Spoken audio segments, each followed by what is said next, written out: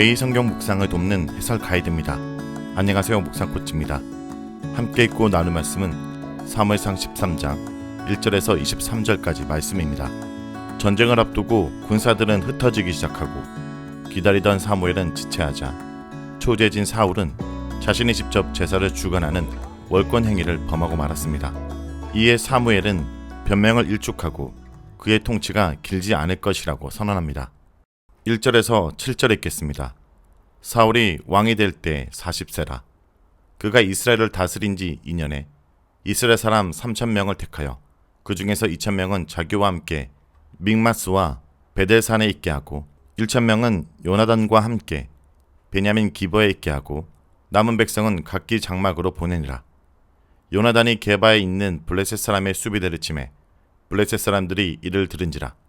사울이 온 땅에 나팔을 불어 이르되 히브리 사람들은 들으라 하니 온 이스라엘이 사울이 블레셋 사람들의 수비대를 친 것과 이스라엘이 블레셋 사람들의 미움을 받게 되었다 함을 듣고 그 백성이 길갈로 모여 사울을 따르니라.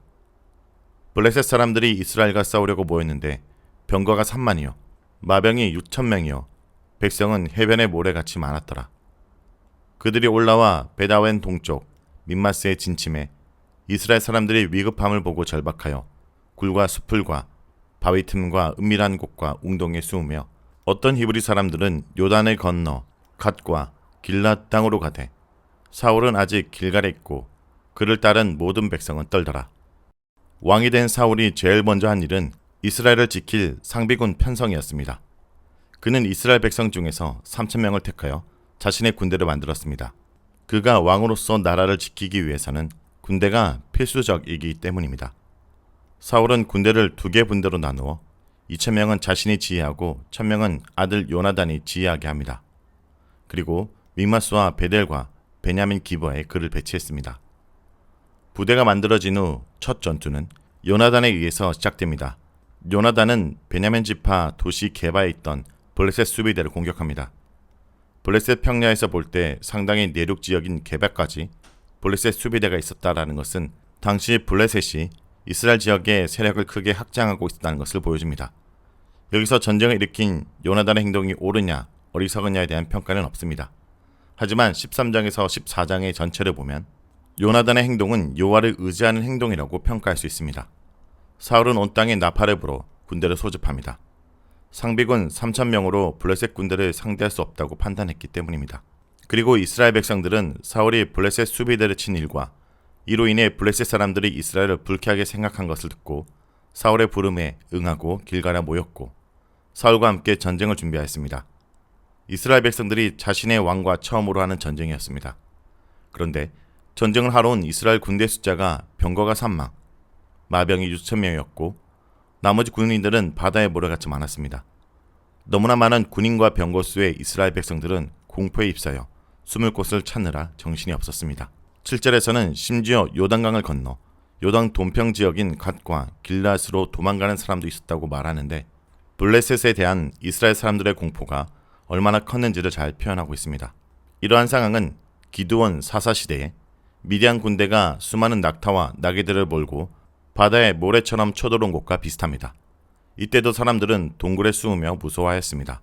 하지만 기드온 때도 여호와께서 도와주셨기 때문에 이번에도 분명히 도와주실 것인데 백성들은 그 사실을 기억하지 못하고 두려움에 사로잡혔습니다. 그런데 일반 백성들뿐 아니라 전쟁을 하기 위해 길갈에 모인 군인도 두려워 떨고 있었습니다. 요나단의 도발이 너무도 큰 재앙으로 나타난 듯 보였습니다. 다음은 8절에서 15절 읽겠습니다. 사울은 사무엘이 정한 기한대로 이레 동안에 기다렸으나 사무엘이 길갈로 오지 아니하며 백성이 사울에게서 흩어지는지라. 사울이 이르되 번제와 화목제물을 이리로 가져오라 하여 번제를 드렸더니 번제 드리기를 마치자 사무엘이 온지라.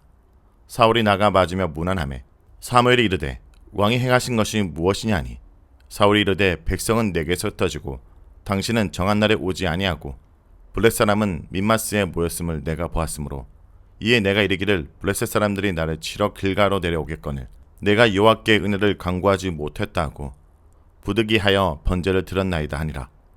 사무엘이 사울에게 이르되 왕이 망령되이 행하였도다. 왕이 하나님 여호와께서 왕에게 내리신 명령을 지키지 아니하였도다. 그리하였더라면 여호와께서 이스라엘 위에 왕의 나라를 영원히 세우셨을 것이거늘 지금은 왕의 나라가 길지 못할 것이라. 여호와께서 왕에게 명령하신 말을 왕이 지키지 아니하였으므로 여호와께서 그의 마음에 맞는 사람을 구하여 여호와께서 그를 그의 백성의 지도자로 삼으셨느니라 하고 사무엘이 일어나 길가에서 떠나 베냐민 기바로 올라가니라. 사울이 자기와 함께한 백성의 수를 세어보니 600명 가량이라. 두려운 상황에서 사울은 사무엘이 오길 기다렸습니다. 10장 8절에서 사무엘은 사울에게 길갈에서 자신의 제사를 지내고 할 일을 알려줄 때까지 7일을 기다리라고 명령하였습니다. 고대 이스라엘의 전쟁은 먼저 제사장이 여호와께 제사를 드리고 승리에 대한 확신 혹은 전쟁 방법에 대한 신탁을 받습니다. 사사기에서도 전쟁 전에 하나님께 묻는 장면들이 여러 번 등장하는데 모두 이런 간습을 전제한 것입니다. 그래서 사울은 7일 동안 사무엘을 기다렸지만 사무엘은 오지 않았습니다. 이러한 상황 속에서 불안해진 백성들은 점점 흩어지기 시작하였습니다. 아무래도 수적으로 열세인 상황에서 백성들이 흩어지는 것을 본 사울은 급하고 불안한 마음에 사무엘의 명령을 어기고 직접 번제와 화목제를 드립니다. 그런데 마치 기다리기도 한 듯 번제를 마치자마자 사무엘이 등장합니다. 그리고 사울은 사무엘에게 지금 무슨 일을 한 것이냐며 질문합니다. 이것은 아무리 급해도 자신이 올 때까지 기다렸어야 했다라는 질책입니다. 이에 대해 사울은 11절과 12절에 자신의 입장을 변호하기 위해 책임을 사무엘에게 전가합니다. 그는 현재 급박한 상황, 즉 백성들은 흩어지고 당신은 안 오고 블레셋 사람들은 민마스에 모여있고 블레셋 사람들이 지금 쳐들어올 것 같은 상황들을 설명하며 그래도 여호와의 호의를 얻어 전쟁을 해야겠기에 어쩔 수 없었다고 말합니다. 이런 사울의 말은 상황적, 논리적, 이성적으로 틀리진 않습니다. 우리도 상황이 급하고 이때를 놓치면 큰일 날 것 같을 때 사울과 같은 행동을 하게 될 것입니다. 하지만 사무엘은 이런 사울의 행동을 어리석은 행동이라 질책하며 사울이 여호와의 명령을 지키지 않았다고 말합니다. 여기서 언급된 여호와의 명령은 사무엘상 10장 8절과 연결된 것으로 사무엘상 10장 8절에서 사무엘이 한 말은 여호와의 명령이었음을 알 수 있습니다. 10장과 13장 사이의 시간의 간격이 얼마나 되는지 알 수 없습니다. 그리고 왜 길갈에서 일주일을 기다려야 하는지도 알 수 없습니다. 본문이 정확하게 말하고 있지는 않기 때문입니다. 하지만 사무엘이 사울을 질책하는 핵심은 여호와의 명령을 지키지 않았다는 것입니다. 그것도 사울에게 처음 내린 명령부터 어긴 것입니다. 백성들은 흩어지고 사무엘은 안 오는 등 상황이 아무리 급하고 안 좋더라도 하나님의 대리자로서 세움을 받은 왕은 하나님의 명령을 지켜야 하는 것입니다. 전쟁은 여호와의 손에 있고 이스라엘 백성들은 하나님께서 지켜주시며 왕은 여호와의 명령을 수행하는데 대리자일 뿐이기 때문입니다. 그러므로 아무리 위협적인 상황이라도 하나님은 지켜보고 계시고 블레셋이 쳐들어오지 못하게 막고 계시며 백성이 모두 흩어진다 해도 전쟁은 사람의 수에 많고 적음에 있지 않기에 군대의 규모가 작더라도 얼마든지 여호와의 권능으로 블레셋을 이길 수 있는 것입니다. 하지만 사울은 자신의 눈을 하나님께 두지 못하고 흩어지는 백성들과 무수히 많은 블레셋 군대만 보았기에 어리석은 행동을 하게 된 것입니다. 사무엘이 사울에게 하나님 명령을 어긴 것에 대한 하나님의 판결을 전달하는데 왕의 나라가 길지 못할 것이라고 말합니다. 그리고 그를 대신한 새로운 인물을 구하여 왕으로 세울 것임을 선언합니다. 하나님께서 사울을 왕으로 세우실 때는 그에게 영원한 왕조로 주실 계획이었습니다. 사울이 만일 어떠한 상황 속에서도 여호와의 명령을 순종하였다면 다윗 왕조는 등장하지 못하고 사울 왕조로 이어졌을 것입니다. 하지만 그는 하나님의 시험에 통과하지 못하였고 그의 왕조는 세워지지 못하게 되었습니다. 이를 통해 이스라엘 왕은 여전히 여호와 하나님이시라는 것을 분명히 보여주고 계십니다. 다음은 16절에서 23절 읽겠습니다. 사울과 그의 아들 요나단과 그들과 함께한 백성은 베냐민 곶바에 있고 블레셋 사람들은 민마스에 진쳤더니 노략군들이 세대로 블레셋 사람들의 진영에서 나와서 한 대는 오브라 길을 따라서 수알 땅에 이르렀고 한 대는 벳호른 길로 향하였고 한 대는 강야 쪽으로 스보임 골짜기 내다보이는 지역길로 행하였더라. 그때 이스라엘 온 땅에 철공이 없었으니 이는 블레셋 사람들이 말하기를 히브리 사람이 칼이나 창을 만들까 두렵다 하였습니다. 온 이스라엘 사람들이 각기 보습이나 삽이나 도끼나 갱이를 벼리려면 블레셋 사람들에게로 내려갔었는데 곧 그들이 갱이나 삽이나 새스랑이나 도끼나 새 채찍이 무딜 때에 그리하였으므로 싸우는 날에 사울과 요나단과 함께한 백성의 손에는 칼이나 창이 없고 오직 사울과 그의 아들 요나단에게만 있었더라. 블레셋 사람들의 부대가 나와서 민마스 어귀에 이르렀더라. 사울이 떠난 후 사울 곁에 남은 군대의 수는 600명이었습니다. 원래 상비군의 숫자는 3,000명인데 현재 5분의 1로 줄어들었습니다. 블레셋의 엄청난 군사력을 보고 두려워서 도망간 것입니다. 사울의 백성들이 흩어지는 것을 걱정한 것은 상황적으로 보면 이해가 안 되는 것도 아닙니다. 하지만 본문은 하나님의 명령은 지켜야만 한다고 말합니다. 그것이 신앙이기 때문입니다.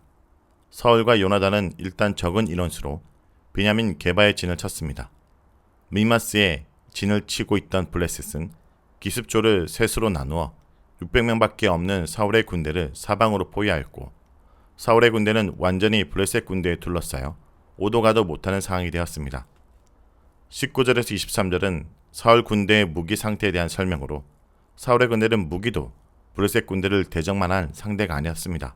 이스라엘에는 당시에 철을 다룰 수 있는 철 대장장이가 없었습니다. 블레셋은 당시 철기 문명을 누리고 있었지만 이스라엘에게는 그 기술을 전수해주지 않았습니다. 그렇기 때문에 이스라엘은 농기구 하나를 고치고 만들려고 해도 블레셋 사람들의 도움 없이는 안 되는 상황이었습니다. 이렇게 문명사적으로 이스라엘은 아직 청동기 문명이 속해 있었고 블레셋은 농기구나 칼이나 창 같은 무기를 만들 뿐 아니라 철로 전차까지 만드는 발전된 철기 문화를 가지고 있었습니다. 그러니 철로 된 무기라고는 칼 2개밖에 없는 이스라엘과 병거를 3만 대나 가지고 있는 블레셋의 전쟁은 다윗과 골리앗 싸움이 아닐 수 없습니다. 여기서 본문은 이런 해설을 통해 이 전쟁은 인간이 치를 수 있는 전쟁이 아니며 여호와께서 싸워주셔야 하는 전쟁이라는 것을 암시적으로 알려주고 있습니다. 자, 여기까지가 사무엘상 13장 1절에서 23절까지 말씀입니다. 오늘 말씀을 통해 우리는 무엇을 묵상하고 적용해야 할까요? 우리의 안전한 미래는 하나님을 경외하고 그분을 섬길 때 보장됩니다. 처음부터 이스라엘은 수적으로나 보유한 무기로는 블레셋과 상대가 되지 않았습니다. 그러므로 철저히 하나님이 도우심이 필요하고 인간 왕이 아닌 여호와 하나님이 우리의 왕이 되실 때 승리할 수 있는 것이었습니다. 그럼에도 불구하고 사울은 사무엘을 기다리지 못하고 직접 제사를 드리고 맙니다. 월권을 행사한 사울에게 임한 것은 파면과 심판이었습니다. 사울은 정작 넘어야 될 진영은 넘지 못하고 절대 넘지 못할 직무는 넘어서 버린 것입니다.